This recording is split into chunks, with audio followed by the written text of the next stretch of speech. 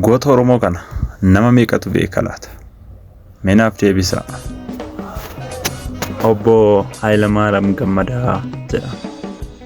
Obbo Hayilamaariyaam Gammadaa abbaa isaa Obbo Gammadaa Masqalee fi haadha isaa Aadde Kaadee Addaamoo irraa bara 1907 dhalatanii bara 1962 lubbuu isaanii boqotan.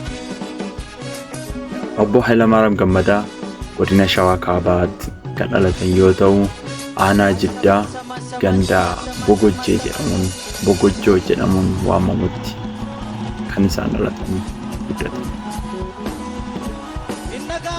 Umriin isaaniis akkuma barnootaaf gaheenis gara magaalaa Finfinnee handhuura Oromiyaa geeffamuun mana barnootaa Daagimaawwii Minilik seenee barnoota akka jalqabu taasifame.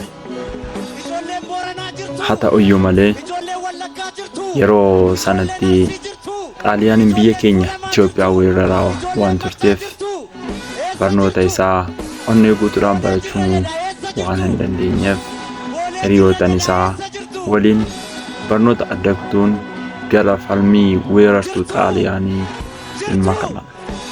Yeroo sanatti Xaaliyaaniin biyya keenyatti weerara taasisaa waan turteef fincila kanatti makamuuf murteessee barnoota isaa adda kute. Otoo hin du'in dhaamsa inni maatii, hiriyootanii fi uummata Oromoo maraaf dabarses ilmi isaa Obbo Hayilamaariyaam Maxxansaa Madda Walaabuu bara lakkoofsa 1/1993 ba'een waliin gaafiif deebii gaggeessee tureen akkas jedha. Ijoollee kuyi abbaan keenya du'e jettanii hin gaddinaa. Bakka dhugaa dhaabbadhee dhugaadhaa du'een dubbadheen dhugaadhaa du'e. Ani abbaan keessan gabra ta'ee gabra guddisuu irra jedheen isinis rakkisee ofii koofis godhe jechuunis ijoollee isaa jajjabeessee maddi barruu goota Oromiyaa irraati. Galatoomaa itti fufa.